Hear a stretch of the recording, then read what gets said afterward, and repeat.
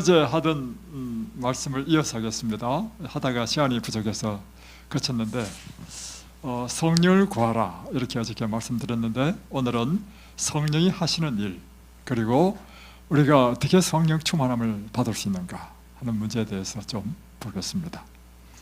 먼저 마태복음 우리 7장 7절에 있는 말씀 보겠습니다.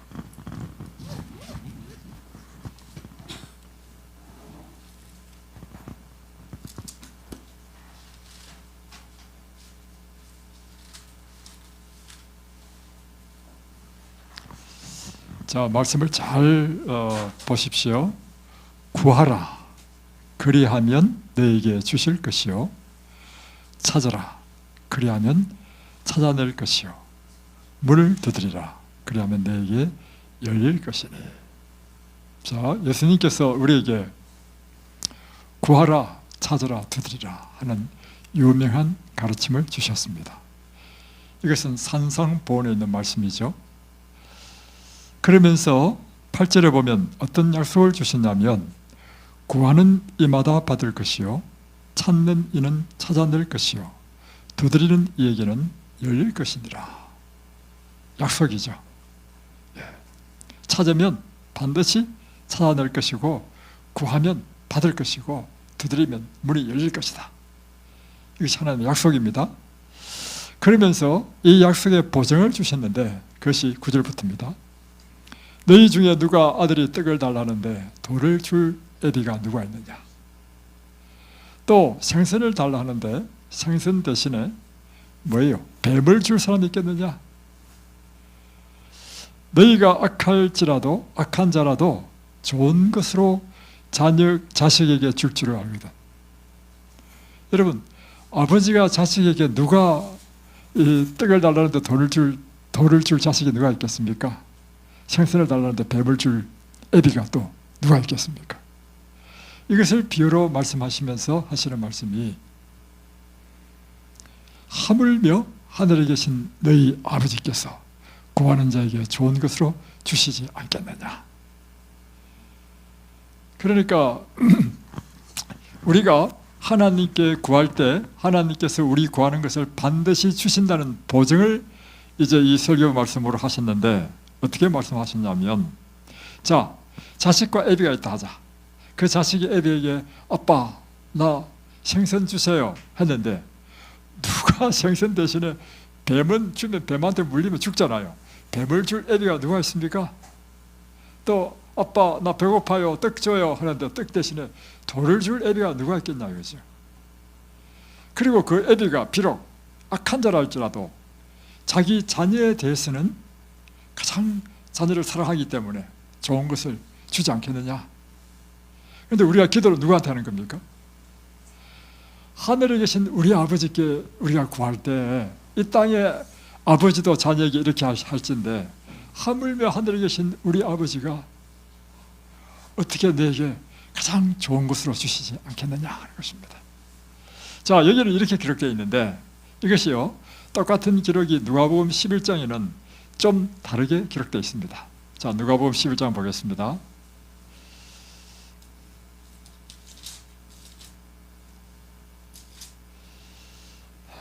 누가복음 11장 몇 절부터냐면 9절부터 보겠습니다.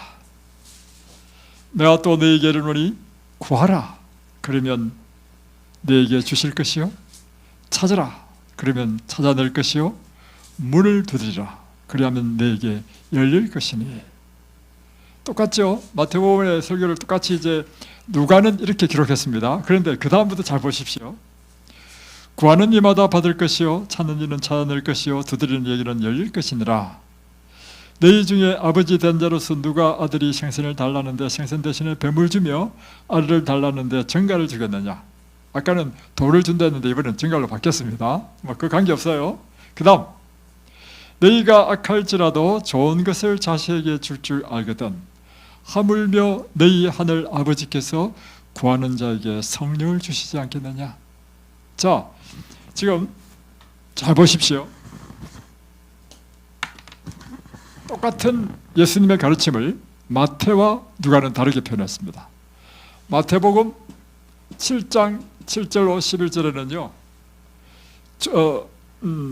나머지는 다 똑같아요. 하물며 너희 아버지께서 너에게 좋은 것으로 주시지 않겠느냐 이렇게 표현했고요.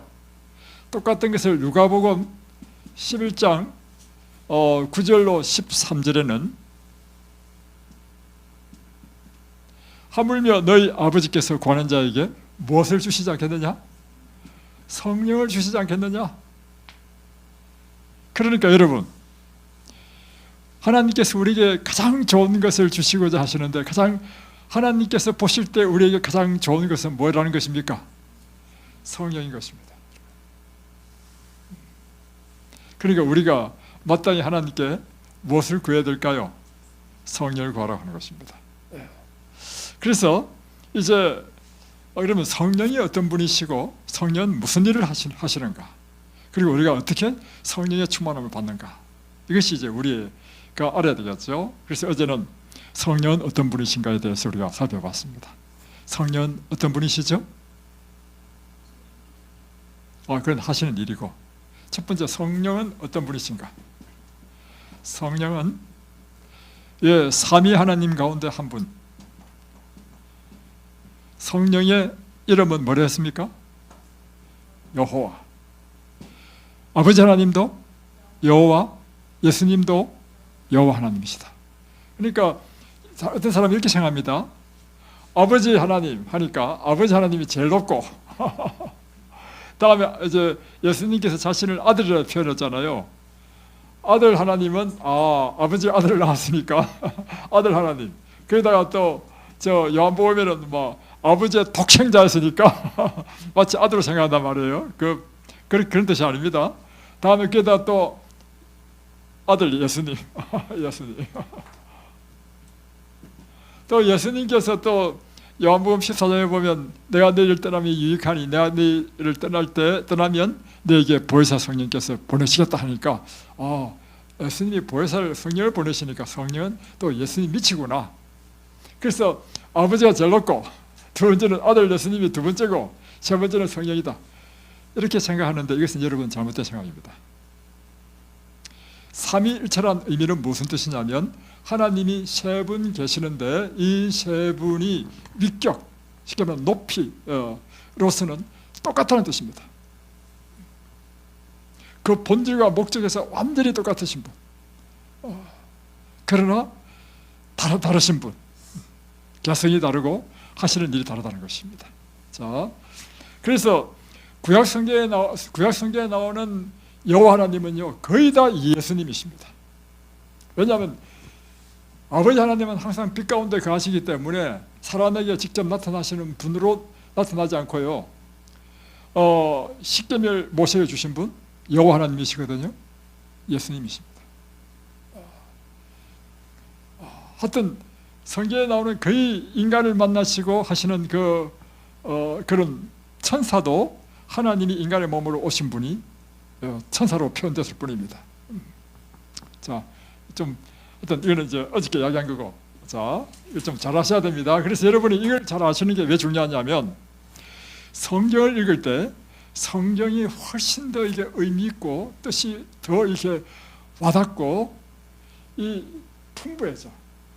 그래서 성경의 지식은 굉장히 중요합니다. 자, 두 번째, 성령께서 하시는 일은 뭔가? 어제 하던 거 간단하게 하고 난 다음에 또 들어가겠습니다.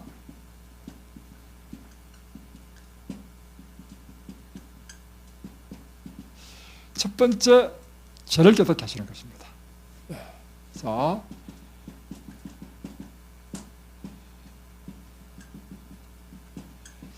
자, 성령께서 하시는 일을 한마디로 딱 표현하면 무슨 일을 하십니까? 성령께서 사람과의 관계에 있어서는 성령께서 하나님께서 우리 인간과 관계에서 하시는 일은요 인간을 구원하는 일을 하십니다. 예수님께서 이 땅에 오셔서 하시는 일은요 궁극적으로는 한마디로 표현하면 인간을 구원하는 일이었습니다. 그래서 성령님도 마찬가지예요. 그래서 인간을 구원하는 그 과정을 자세하게 열거해 보면 성령께서는 첫 번째 구원하기 위해서는 내가 죄인이라는 사실을 깨달아야 구원이 시작되는 것입니다. 내가 죄인은 사실 깨달을 때 무엇이 필요하냐면 나에게 구원이 필요하구나 하는 필요성을 느끼고 그 구원을 갈망하게 된단 말이에요. 그래서 첫 번째 하는 일이 죄를 깨닫게 하는 것입니다. 그래서 여러분, 우리가 교회에 오면 첫 번째 일어나는 일이 성령께서 우리 가운데 역사하시면요, 말씀을 듣고 말씀을 읽으면서 내가 죄인이구나. 제가 경험한 바는 그것입니다. 나는 괜찮은 사람인 줄 알았어. 그런데 하나님을 딱 만나는 순간 나의 표전이 하나님이 딱 돼버리는 거예요. 그러니까 나중에 내가 뭐가 됐냐면 진토야, 진토. 단 1%도 나에게 아무런 의의가 없는 완전한 100% 하나님의 은혜만이 필요한 죄인이 되어버리는 거예요.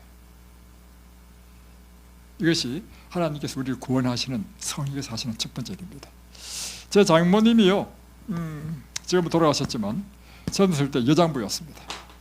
장모님이 그 옛날에 미용실을 차렸는데 미용실이 잘 돼가지고 우리 장모님이 동생들 다 교육 다 시켰습니다. 대단한 여장부셨어요. 그리고 그런 우리 장모님의 부모님이 사이가 별로 안 좋으셔가지고 인생의 회의를 느끼고 결혼을 안 하시려고 했던 분입니다. 그런데 이제 어느 날 미용실에 이제 직원도 많이 있었어요. 이제 일을 마치는 때쯤 돼가지고 어떤 동네 아줌마가 와서는 뭐 종이쪽지 하나 탁 건네줘. 그리고는 쪼르미 가. 그래서 이게 뭔가 하고 딱 보니까 보고 있었어요. 그러니까 가던 아줌마가 다시 돌아보더니만 이걸 자세히 읽고 있는 모습을 보고 다시 돌아왔어. 내일 우리 이 지역에 김천입니다. 김천에 사셨습니다. 김천 지역에 아주 훌륭한 목사님 오셨다고. 그래서 내일부터 우리 이 부흥회를 하는데 당신 꼭 가자고.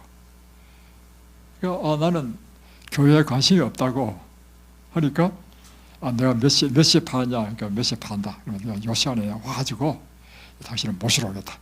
당신 오지 말라고. 이렇게 했는데 그 다음날 이 아줌마가 딱 온 거야. 그래가지고 안 간다는 사람 억지로 손을 잡고 끄집어가지고 이제 데리고 가는 거야. 그러니까 장모님 마음에도 좀 궁금했겠죠. 그러니까 끌려갔지 뭐 진짜로 안 가려면 누가 끈다 해서 가겠습니까? 도대체 뭐 유명한 사람이 있으니까 왔다니까 누군지 궁금하기도 하고 갔어.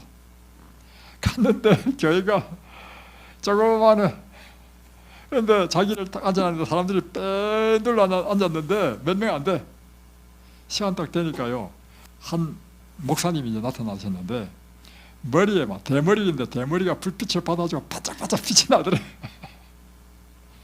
그런데 이제 이분이 이제 단상에 딱 앉아서 이제 설교를 하시는데, 오늘날 이 시대의 삼강 오륜이 무너졌습니다 하면서 이제 설교를 하시는데, 평소에 우리 장모님이 느끼셨던 이 세상의 부조리, 그리고 자기 마음에 그렇게 가졌던 그것이 막 속이 너무너무 시원하더래. 말씀을 너무 잘 하시더래. 감동을 많이 받았어.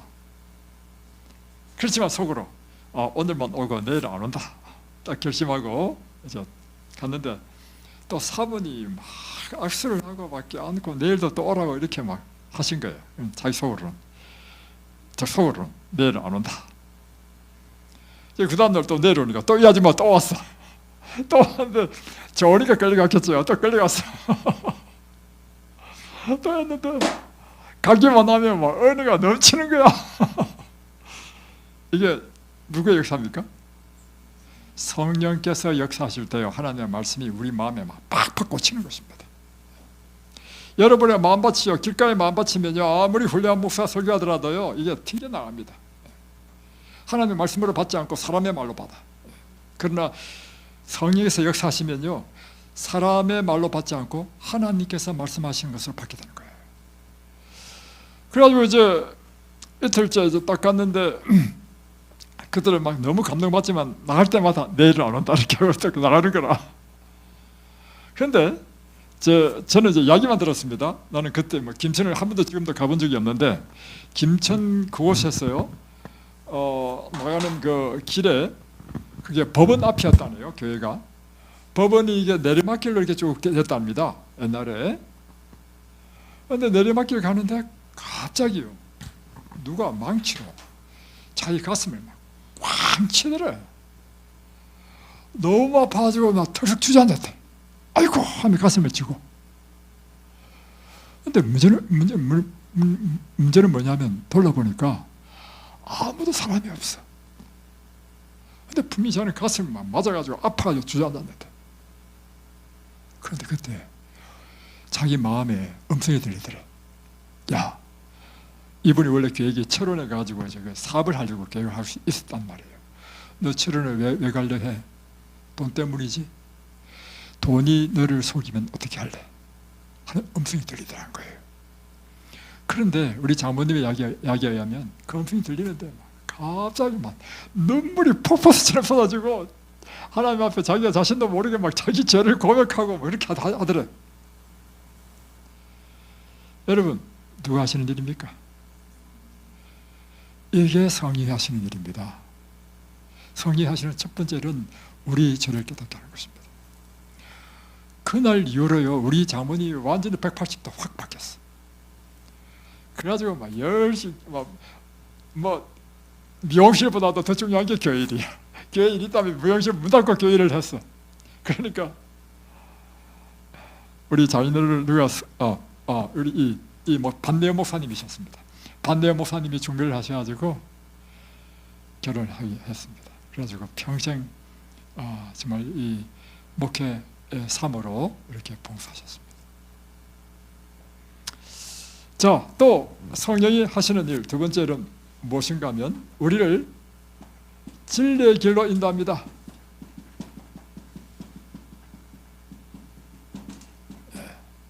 요한복음 14장에 나오죠. 15장인가 보면 예수님께서 친히 말씀하시잖아요. 성령이 너희를 진리로 인도하실 것이다. 이것은 우리가 진리는 어디에 있습니까? 하나님의 말씀이 진리죠. 그리고 우리가 하나님의 말씀을 읽을 때 이 말씀을 깨닫게 하시는 분은 성령 하나님이시라는 것입니다. 그러니까 여러분이 성경을 읽을 때 그냥 다른 소설책 보듯이 읽으면 안 돼요. 성령께서 역사하지 않으시면요, 이 말씀을 깨달을 수 없습니다. 그렇기 때문에 성령께서 오늘 나에게 임재해 주셔서 하나님의 이 말씀을 깨닫게 해달라고 간절히 기도하고 말씀을 읽어야 돼요. 제가 경험한 바로는요, 참 놀라운 경험을 했습니다. 왜냐하면 전도를 하다 보면 많이 배운 사람한테도 전도하고 못 배운 사람한테도 전도했단 말이에요. 심지어 누구한테도 전도했냐면 시골에 초등학교도 안 넣으신 한 아주머니와 성경 공부를 하게 됐습니다. 그 계기는 먼저 그 남편은 또 중학교밖에 안 나왔네. 시골 농부였는데 그 남편이 성경 공부한 다음에 막 갑자기 막 성령이 임했어. 닭똥 같은 눈물을 뚝뚝 흘리고 회개하고 사람이 완전히 바뀌어버렸어. 그래가지고 시골에 있는 농사 짓는 남자들이 겨울에는 담배 피고 술 마시고 뭐 이런 할 일이 없잖아요. 노안기에는. 남자 완전히 바뀌어가지고 술, 담배 다 끊어버리고 다음에 이 사람이 막 청소도 하고 설거지도 하고 이러니까 부인이 기가 막힌 노릇 아니겠어요. 이 남자가 왜 이렇게 바뀌었어? 이 남자가 성경 공부한 다음에 바뀌었다. 도대체 그게 뭐냐? 나도 한번 가봐야 되겠다. 그래서 온 거야, 이 사람이 자기 발로. 저는 그때 구역반 하는데 구역반에 왔는데 돌아가면서 이제 성경을 읽도록 했는데요. 성경을 읽어도 힘든 거야. 우리는 그냥 더 강한 자가 와서 그를 굴복시킬 때 이는 그가 믿던 무장을 빼앗고 이렇게 줄줄줄 있잖아요. 이걸 이렇게 못 읽어. 나와 함께 하지 아니하는 한 문장을 읽는데 굉장히 시간을 많이 걸려. 그런데 어떤 일이 생기더냐. 그래 와가지고 우리가 구역 예배를 드렸어. 성령이 임하시니까요, 이분이 그날 집에 가가지고 내가 성경을 배워봐야 되겠다. 그 마음 준 건 누구예요? 하나님이죠. 이분이 그때부터 일주일마다 구역반 예배하잖아요. 일주일 동안 날마다, 또 겨울이라서 노한기야. 날마다 이 성경을 혼자 집에서 연구하는 거야. 이런 거야. 뜨듬뜨듬하는 그런 거야. 일주일 후에 딱 왔는데요. 이제 먼저 일주일 동안 있었던 은혜 나누기를 먼저 한단 말이에요. 이분이 이야기하는데 내가 성경을 봤다. 성령한테 이 말씀을 하면서 성경을 줄줄줄 해석하는데 우와, 영감이 넘치는 말씀으로 성경을 해석해. 그래서 제가 느낀 게 있어요. 야, 저렇게 무식한 사람도 이게 누가 하는 일입니까? 성령이 임하시면 우리가 뭐 많이 배웠느냐 못 배웠느냐 관계없이 성령께서 사람들을 깨닫게 하는구나. 이야, 놀라운 성령은요 우리를 놀랍게 진리를 인도합니다. 그래서 여러분이 말씀을 읽기 전에 반드시 하셔야 될 일이 있는데 성령의 은혜를 구하십시오. 제가 늘 하는 게 있다 했죠. 아침에 일어나면 제일 먼저 하는 일이 기도를 간절히 합니다. 왜? 옛날에는 성경을 보고 기도했거든. 근데 제가 몇 년 전부터 바꿨습니다. 왜 바꿨냐면 저는 성경을 보면 너무 재밌어. 성경 읽다 보면 기도할 시간이 없어. 그래서 기도도 성경 보는 것만큼 중요하단 말이에요. 그래서 그 순서를 바꿨어. 그래서 제가 아침마다 기도할 때 제일 기도하는 게 뭐냐면 하나님, 오늘에는 우리 입소자들에게 힘과 용기와 격려가 되는 말씀이 무엇입니까? 하나님, 이 입소자에게 필요한 말씀을 달고 간절히 기도하면 하나님께서 영감을 탁 줘. 그래서 제가 여러분에게 아침마다 설교하는 거는요, 하나님께서 주신 영감을 받아서 설교하는 것입니다. 누가 하시는 일이라고요? 성령께서. 여러분이 날마다 말씀 읽을 때 반드시 뭘 하라고요? 성령을 구하십시오. 다음에 세 번째, 성령께서 하시는 일. 성령 우리를 구원하는 일을 했죠. 저를 깨닫게 하는 것도 우리를 구원하는 일이고 진리로 인도해야 구원을 받습니다. 세 번째는 구원을 얻기 위해서는 죄를 극복하고 거룩한 삶을 살아야 돼. 그래서 성령께서 하시는 일은 뭐냐면 우리의 죄를 이기고 거룩한 삶을 살게 하는 능력을 주시는 분이 성령입니다.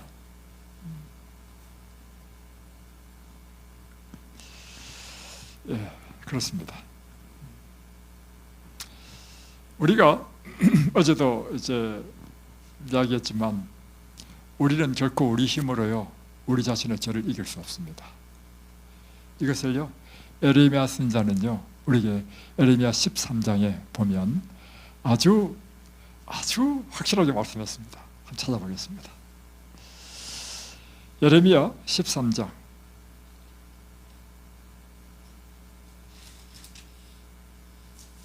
23절. 구스일이 그의 피부를, 표범이 그의 반점을 변하게 할 수 있느냐? 여러분, 자, 에레미야는 우리에게 이렇게 질문하고 있습니다. 한 비유를 들었습니다. 구스인은 뭐예요? 흑인을 다른 말로 표현하면 그 당시에 구스인을 했습니다. 흑인이 자기 피부 색깔이 마음에 안 들어. 그래서 이 피부 색을 희게 만들고 싶어. 그래서 스스로 그게 마음에 안 든다고 해서 자기 힘으로 피부 색깔을 변하게 할 수 있습니까? 없죠. 불가능하죠. 다음에 또 뭘 비유했냐면 표범은 태어나면서부터 얼룩한 반점이 있잖아요. 그 얼룩한 반점이 싫어서 이 반점을 없애고 싶지만 없앨 수 있느냐? 있습니까? 없죠. 자, 이 비유를 들어서 하신 말씀이 뭐냐면 그 다음에 보세요. 악에 익숙한 너희도 만약에 구스인이 그 피부를 스스로 바꿀 수 있고 표범이 그 반점을 바꿀 수 있다면 악에 익숙한 너희도 선을 행할 수 있느니라. 이 말은 우리가 선을 행할 수 있다는 말입니까? 없다는 말입니까? 없다는 말이죠. 그것은 우리가 선을 행하는 것은요 흑인이 피부를 스스로 바꿀 수 있는 것만큼이라는 것입니다. 이게 우리의 모습입니다. 여러분, 왜 우리에게 그리스도가 필요한가? 우리는 그리스도의 능력이 아니면요 절대로 우리는 이 죄를 이길 수 있는 존재가 아니라는 것입니다. 그래서 그리스도가 우리의 구세주가 되는 이유란 뭐냐면 예수를 믿을 때 일어나는 일이 우리 안에 무엇이 들어가요? 예수를 믿을 때 일어나는 일이요, 성령께서 우리 안에 들어오시는 것입니다. 이 성령이 들어오셔서 하시는 일이 무엇인가 하면 우리가 할 수 없는 그 일을 행하시는 것입니다. 다시 표현하면 죄의 본성을 이기는 것. 언제나 죄 유혹에 쓰러질 수밖에 없는 연약한 우리로 하여금 죄를 극복하고 하나님의 법에 따라 사는 능력을 주시는 분. 그래서 이 문제에 대해서 가장 고민했던 사람이 바울이었습니다. 심지어 이것은 누구에게도 문제가 되느냐면 예수를 믿는 사람에게도 문제가 됩니다. 뭐 이제 예수를 안 믿을 때는 아예 이건 논외고, 그건 어차피 할 수 없는 일이니까 논외고, 이제 예수를 믿는 우리를 할지라도요, 우리가 늘 죄를 한 번도 짓지 않고 선만 행하고 하나님의 법대로만 삽니까? 그렇지 않죠. 그래서 이게 누구의 고민이냐면 사도 바울의 고민이었어요.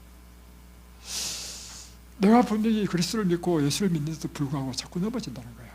그래서 로마서 7장을 보면 그 이유가 뭐냐면 내가 이전에 있던 죄의 본성이 얼마나 강한지, 내 성령이 임하면 성령의 거룩한 감화가 있단 말이에요. 하나님의 법을 보니까 이게 더 좋아. 이 법대로 살고 싶어. 그런데 내가 이 법대로 살고 싶지만 그보다 더 강력한 힘이 있어. 죄의 욕망이야. 그래서 이 죄의 욕망에서 버무리 쓰러지더라 이 말이에요. 그래서 그가 탄식하며 고백한 것이 뭐냐면 오라, 나는 공고한 사람이로다. 이 사명의 몸에서 누가 나를 건져내랴. 그리고는 그가 놀라운 고백을 합니다. 우리 주 예수 그리스도 안에 있는 생명의 성령의 법이 죄와 사망의 법에서 나를 해방하였노라. 자, 보세요.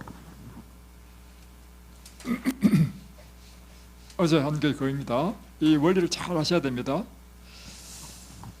우리가 거듭남이 필요한 이유는 뭐냐면, 우리가 거듭나기 전에는요, 우리는 죄 본성으로만 살기 때문에 이는 반드시 죄 사람이 되고 멸망할 수밖에 없기 때문입니다. 우리가 거듭나야 될 이유는 뭐냐면, 이 죄를 이기고 의의 사람이 되기 위해서는 옛 사람으로는 안 돼. 그래서 거듭나는 핵심은 무엇이냐면 성령께서 우리에게 임재해 주셔서 우리를 바꿀 수밖에 없어요. 그래서 예수님께서 물과 성령으로 거듭나라 하잖아요. 자, 이제 그리스도인이 됐습니다. 침례를 받았습니다. 그러나 여러분 기억하십시오. 침례를 받았다는 의미는요, 내가 이제 구원을 확정했다 뜻 아닙니다, 여러분. 나는 이제 하나님의 백성으로 이제 그리스도인의 삶을 시작하는 것에 불과한 것입니다. 그래서 사실은 성경을 연구해 보면요, 누가 제일 행복한 사람이냐면 제가 따지는 제 보는 가치는 그것입니다. 뭐 행복하다기보다도 제일 다행인 사람, 십자가의 한편 강도입니다. 이 십자가의 한편 강도는요, 그 순간 예수님을 주님으로 고백하고 난 다음에 딱 죽어버렸어. 그러니까 구원이 확정 딱 되어버렸어. 그러나 대부분의 사람들은 예수를 믿고 나서부터 또 살아야 된단 말이에요. 문제는 예수 믿을 때는 뜨거워요, 처음 받아들일 때는. 근데 문제는 뜨거움이 계속 유지가 안 된다는 거예요.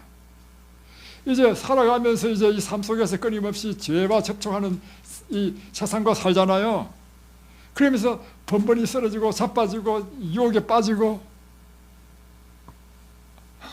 이게 문제인 거라, 한마디로. 자, 그래서요, 더 중요한 것은 이제 우리가 이제 그리스도인이 된 다음에 어떻게 날마다 죄를 승리하고 의의 사람으로 점점 향상되는가 하는 것입니다. 자, 이 원리를 잘 알아야 됩니다. 자, 이거요, 저도 엄청 고민했습니다. 모든 진실한 그리스도인은요, 이 문제로 고민할 수밖에 없습니다, 여러분. 그리고는 찾고 찾는 자에는 반드시 하나님께서 나를 만나 주시겠다 했거든요. 그래서 반드시 찾고 찾으면 그 답을 얻게 됩니다. 자,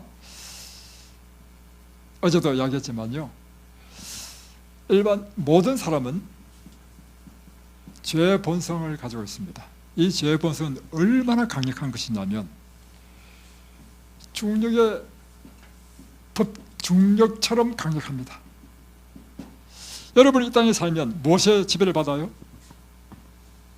중력의 지배를 받습니다.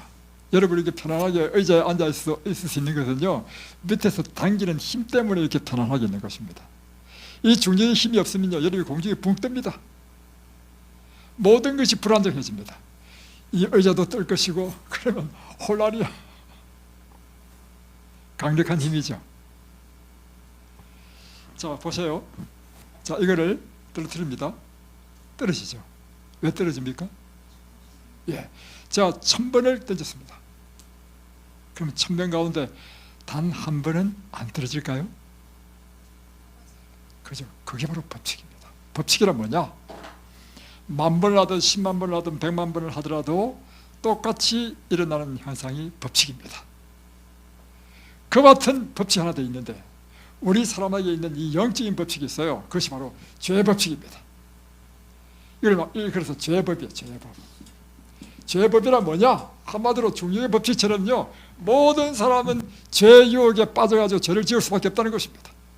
한마디로 모든 사람은 죄인인 것입니다. 그래서 모든 사람은 구원받을 수 없습니다. 심지어요, 평생 입산수도에서 돌을 닦는다 할지라도 다 죄인입니다. 왜죠? 죄법 때문에. 그러면 이 죄법을 이기기 위해서는요, 죄법보다 더 강력한 힘이 와야 되죠. 죄의 힘을 이길 수 있는 강력한 힘은 하나님밖에 없습니다. 그게 성령입니다. 그래서요, 사람이 죄를 이기려면 성령을 받아야 됩니다. 성령을 받는 것은 우리가 예수님을 내 개인의 구주로 영접할 때 성령이 우리 안에 임재하는 것입니다. 자, 그런데 문제는 성령이 우리 안에 들어오면 죄가 성령의 힘이 더 강력하니까 눌려서 이 힘을 못 쓴단 말이에요. 그럼 한번 들어오면 계속해서 지속되느냐? 그게 아닌 것입니다. 이 죄 본능은요, 이거 용수처럼 용수죠. 지금 꽉 눌려있어. 지금 성령 때문에. 성령의 힘이 더 크기 때문에. 근데 여러분이 삶 가운데 딴짓하고 딴 눈 팔고, 예를 들면 날마다 하나님과 동행하는 삶을 살지 않게 되면요, 성령이 떠나갑니다. 성령의 힘이 약해집니다. 그러면 눌려있던 용수철이 어떻게 돼요? 뚝 올라오는 거예요. 뚝 올라와. 그러니까 사랑하는 남편에게 화를 내고 고함을 지르고, 정말 내가 사랑해야 될 내 자식에게, 저도 그런 잘못을 많이 했어요, 옛날에. 이게 영적인 법칙이라는 사실을 기억하십시오. 그래서 여러분, 성령 충만은요, 한 번으로 족하지 않습니다. 우리의 삶은 날마다의 싸움입니다. 언제까지요? 예수님 재림 때까지. 그래서 사도 바울이 그걸 깨달은 것입니다. 그래서 사도 바울이 한 말이, 내가 날마다 죽노라.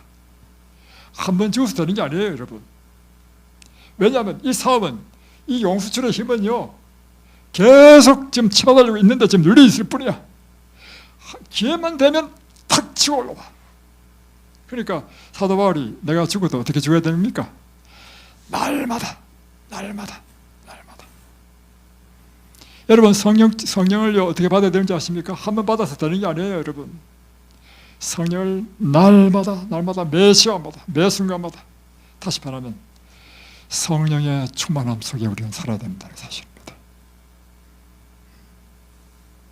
그럴 때 이 성령께서 하시는 일이 로마서 8장에 쭉 나오는데요, 성령은 성령의 충만함이 임하면 하나님의 법이 좋아져. 거룩한 것이 좋아지고 죄가 미워져. 성령은 하나님의 영이잖아요. 그러니까 하나님의 신뢰한 것이 사모되어지고 좋아지고. 여러분, 뭘 지킨다는 것은요, 좋아야 지키지 의무로는 안 됩니다. 여러분, 하나님의 율법을 지키는 것, 이걸 지켜야 된다 지키는 거 오래 못 갑니다. 여러분, 하나님의 율법을 지키는 것도요, 하나님의 신의 감동이 있어 지킬 수 있습니다. 하나님의 신의 감동이 일어나면 일어나는 일이 뭐냐면, 그것이 나한테 너무 좋아. 그렇게 되는 것입니다. 그래서 여러분, 그리스도의 삶은요, 날마다 성령으로 사는 삶입니다. 이렇게 살 때 우리의 삶은 날마다 그분의 형상으로 변화되어져 가는 것입니다. 자, 그래서요, 로마서 8장에 보면 이 죄의 법과 성령의 법을 비교해가면서 성령이 있는 자가 하나님의 아들이다 라고까지 이렇게 단호하게 이야기하거든요. 그러면서 성령께서 궁극적으로 하는 일에 대해서 설명하고 있습니다. 로마서 8장 한번 보십시다.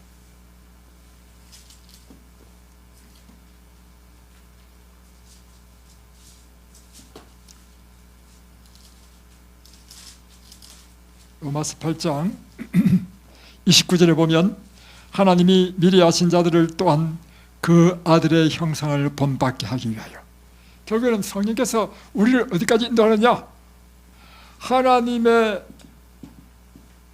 아들의 형상을 본받도록까지. 하나님의 아들 형상, 이게 뭡니까? 예수님의 품성에 이르기까지. 그래서 요한일서요 3장에는 이렇게 들어가고 있습니다. 요한일서 3장 보십시오. 2절에 보면 사랑하는 자들아, 우리가 지금은 하나님의 자녀라. 장래에 어떻게 될지는 아직 나타나지 아니하였으나. 자, 그 다음 그가 나타나게 나시면, 그러니까 예수님께서 재림하실 때죠, 하시게 되시면 우리가 그와 같을 줄을 안다 했습니다. 자, 예수님 재림 때 우리가 누구와 같이 되라고요? 예수님과 같이 될 줄을 안다. 그러니까 예수님 재림 때 예수님을 맞이하는 구원받는 백성들의 특징이 뭐냐면 예수님처럼, 이 가치는요 헬라 원에 보면 똑같이란데, 똑같이 예수님과 똑같은 사람이 되어 있다는 것입니다.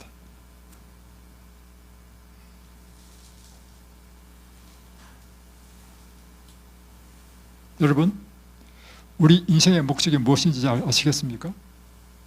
우리 인생의 목적은요, 예수님과 똑같이 되는 것, 예수님의 품성을 담는 것입니다. 이것을 예수님께서는요, 씨 뿌린 자의 비유에서 뭐로 비유했냐면, 씨를 땅에 심어서 결국에는 농부와 씨를 뿌리는 목적이 뭐예요? 열매를 얻기 위한 것이죠. 그래서 농부와 씨를 뿌리는 목적은 열매를 얻기 위한 것이다. 우리 인생의 목적은 열매 맺는 것이다.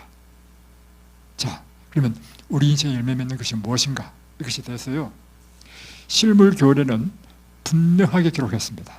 뭐라 했냐면 이렇게 기록했어요. 실물교훈에는 그리스도인 생의 목적은 열매 맺는 것, 곧 믿는 사람의 마음속에 그리스도의 품성을 지원시키고. 자,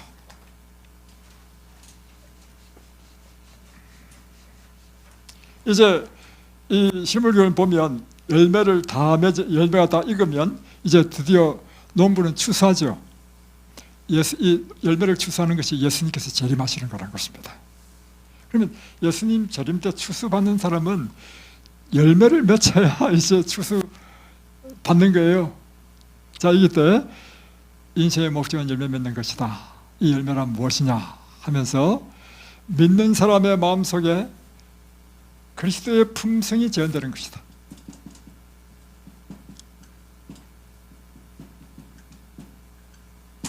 똑같죠? 요한일서 3장 2절에 있는 말씀과 똑같죠? 그리고 한 가지 더 있어요. 그리고 또 다른 사람에게도 그 품성이 재현되도록 하는 것이 그리스도인의 생애의 목적이다. 다른 사람에게도 그리스도의 품성이 재현되도록 하는 것.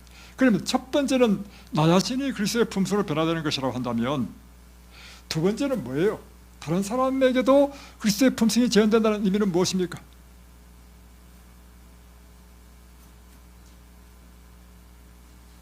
다른 사람에게 복음을 전해서 그 죄인도 의인이 되는데 예수님의 품성으로까지 변화되도록 하는 것이 우리 인생의 열매 맺는 목적이라는 것입니다. 그러니까 나는 이곳에서요 굉장히 중요한 것을 깨달았습니다. 우리가 복음을 전한다.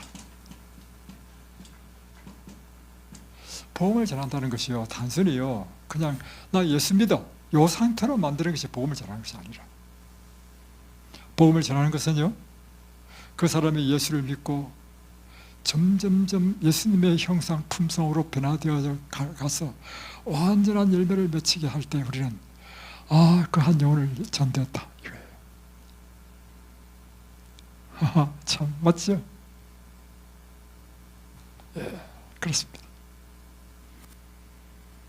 세 번째, 네 번째. 이제 성령께 사시는 일, 네 번째.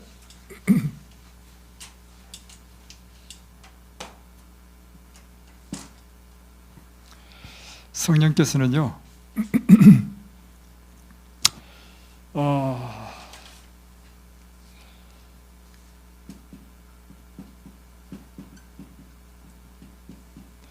복음 전도의 능력을 주시는 것입니다.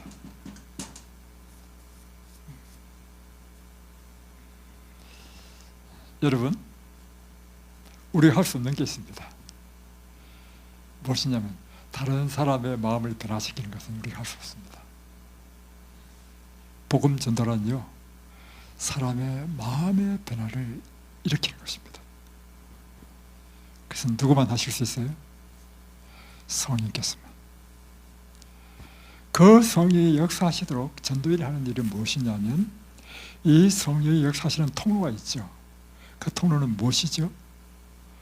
하나님의 말씀을 통해서 역사하신다 했죠.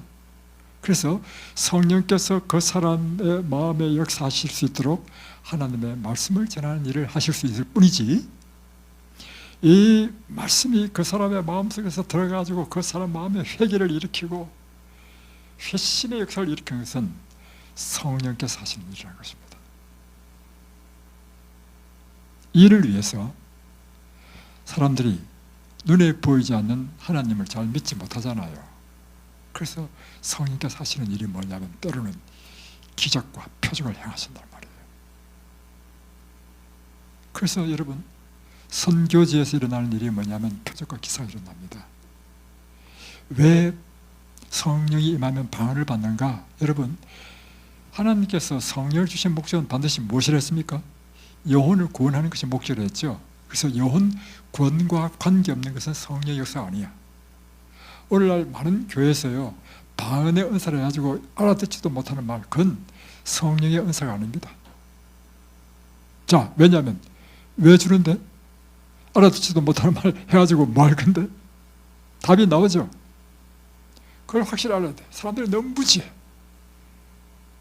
방언이라는 의미는 뭐냐면요, 다른 나라에 가서 복음을 전하는데 그 나라 언어를 잘 몰라. 그럴 때 하나님께서 복음을 전할 수 있도록 그 나라의 언어, 원래 다른 나라의 랭귀지, 언어가 방언인 거예요. 외국 나라의 말, 이게 방언이야. 그럴 때 나는 한국말로 했는데 듣는 사람이 외국말로 들어. 오순절의 역사가 그겁니다. 제 아들이 각종 다른 나라 말로 한 것이 아니고, 내가 생각할 때는 그렇게 생각합니다. 제 아들은 자기 히브리 말로만 했는데도 불구하고 듣는 사람들이 그곳에서 오순절이니까 전 세계에 있는 디아스포라들이 다 모였단 말이에요. 그러니까 각종 나라에서 있는 유대인들이 다 모였는데 이미 그 나라의 언어에 익숙한 사람들이라 각종 나라의 언어로 다 듣는 거야. 누구의 역사입니까? 이게 방언의 은사입니다. 그래서 하나님께서는 때로는 기적을 행하시고, 여러분, 성령의 역사를 경험할 수 있는 가장 좋은 방법은요, 여러분 자신을 하나님 사업에 헌신하는 것입니다. 그리고 복음을 전하기 위하여 그 영혼을 위하여 봉사하고 일할 때 하나님께서 우리 삶 속에서 성령의 역사를 일으키시는데, 그 목적은 그 영혼을 그리스도께로 이끌기 위하여 하나님께서 때로는 표적과 기사를 행한다는 것입니다. 그래서 여러분, 이런 경험을 많이 하게 되면요, 얼마나 신나는지 몰라. 그래서 사도행전 보십시오. 사도행전은 몽땅 다 성령 역사입니다. 사도행전 볼까요? 8장. 사도행전 8장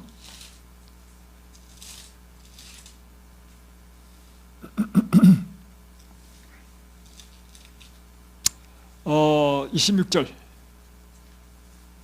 주의 사자가 빌립에게 말하여 이르되 일어나서 남쪽으로 향하여 예루살렘에서 가사로 내려가는 길까지 가라. 그 길은 광야라.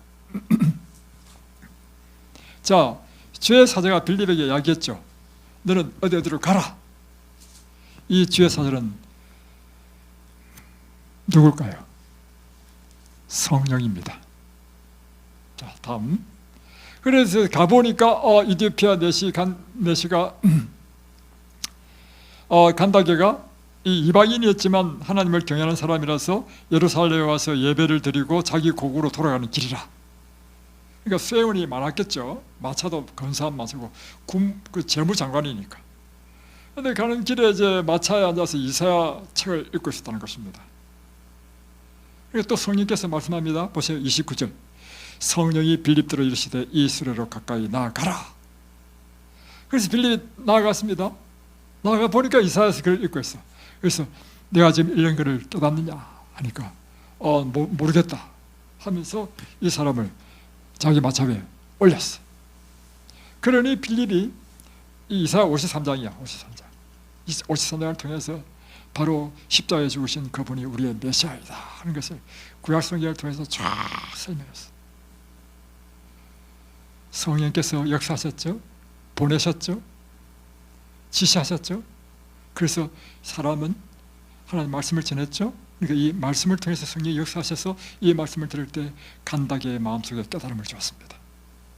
그러면 마음에 감동을 받아가지고 내가 예수를 믿는 사람이 되어야 되겠다. 그래서 저기 물이 있는데 내가 침례를 받고 싶다. 두 사람이 침례를 받고 올라왔다. 여러분, 성령께서는요, 그 목적이 사람을 구원하는 것입니다. 성령이 가장 강력하게 역사하는 현장은요, 영혼을 구원하는 현장입니다. 이것은요, 사도행전의 역사를 보십시오. 전부 다 이런 이야기입니다. 베드로가 고넬료 만난 이야기, 천사가 나타나지고 천사 성령입니다. 저 어디 있는 거기 가라, 누구를 데리고 오라. 그 시간에 또 베드로가 또 기도하는데 또 계시를 보여주고. 누가 하신 일이라고요? 성령께서 하시는 강력한 일은요, 복음을 전하기 위한 능력을 주시는 일을 하시는 것입니다. 그래서 이 사도행전은 끝까지 다 그런 이야기야. 그런데 문제는 사도행전이라는 것이 뭐냐면 사도들의 행한 기록이라는 뜻이거든요, 한자로. 근데 가만히 읽어보면 사도들의 이야기일 뿐만 아니라 사실은 누구의 이야기냐면 성령의 행전이에요. 성령께서 어떻게 행하셨는지. 근데 이 사도행전은 AD 63년 사도 바울이 순교당하는 그것으로 끝난 게 아니에요. 이 세상에 복음이 계속 전해져 내려오는 것은 다 누구의 행전입니까? 오늘날 사도 제자들의 행전이고, 이 사도 제자들의 행전은 한마디로 성령의 행전인 것입니다. 언제까지요? 예수님께서 재림하실 때까지 계속해서 이어질 것입니다. 오늘 우리는 어느 시점에 있어요? 우리 시대도 지금 사도행전은 계속해서 일어나고 있는 것입니다. 성령의 행전은 계속해서 일어나고 있는 것입니다. 그래서 지난번에도 한번 이야기했죠. 제가 새벽에 기도하다가 하나님의 음성을 듣고 교회를 개척하라는 말씀을 들었어요. 제가 한 번도 해본 적이 없어서 막 하나님께 기도했잖아요. 나 못한다고. 근데 그 말씀에 순종하게 됐고, 근데 해본 적이 없으니까 어떻게 해야 될지 몰라. 그러면 내가 할 수 있는 일은 딱 한 가지밖에 없어. 기도하는 수밖에 없어. 기도할 때 어떻게 하는지 아십니까? 하나님께서 하라해서 합니다. 이제는 할 줄은 모릅니다. 이제 하나님께서 일해달라고. 교회라고 하는 것은 장소만 구해놨다서 교회 되는 게 아니지 않습니까? 왜 교회를 개척합니까? 영혼을 구원하기 위해서 하지 않습니까? 나는 어디서 영혼을 만나야 될지도 모르겠다고 하나님께서 보내주지 않으시면 만날 수도 없다고 간절히 기도했더니 세상에 하나님께서 사람들의 마음에 감동시켜가지고 차를 몰고 가는데 차를 세워. 내가 교회 가고 싶다고. 나를 당신이 다니는 그 교회로 보내달라고, 인도해달라고. 그리고 또 전화도 와. 내가 갑자기 교회 가고 싶은 마음이 생겨가지고 114에 전화하니까 이 전화번호 가르치시더라고. 그뿐만입니까? 어떤 남자는요, 자기 발로 교회 찾아봤어. 왜 찾아냐 물어보니까 하도 하는 일이 안 돼가지고 하는데, 어떤 사람이 이야기하기를 개척교회 가면 복 받는다 하더라 가지고 온 거야. 누가 하신 일입니까? 그 일이요, 계속 진행되는 것입니다. 얼마나 놀라운 경험을 했는지. 그러니까 그때 비로소 깨달은 게 있습니다. 일은 성령께서 하시는 일이구나. 우리는 모이면 한 일이 뭐냐면 기도하는 일이었습니다. 왜요? 일은 하나님이 하신 일이라. 하나님께서 역사해 주시더라고요. 그러면 하여튼 특징이 뭐냐면 뭘 하더라도 모이면 기도야. 모였다면 기도야. 화요일 예배 모이면 기도. 금요일 예배 끝나서 저녁에 또 기도. 안식일은 저녁 밥 먹고 나서까지 기도했습니다. 그러니까 하나님께서 놀라운 일을 행하셨더구만. 여러분, 성령님께서는 오늘도 여러분과 역사하시길 원하십니다. 여러분과 함께 일하시길 원하십니다. 여러분의 품성을 그리스도의 형상으로 변화시키기를 원하시고, 날마다 그분의 형상으로 이끌어가기를 원하시고, 여러분을 통해서 놀라운 위대한 일을 하기를 원하십니다. 성령을 구하시기 바랍니다. 기도하겠습니다.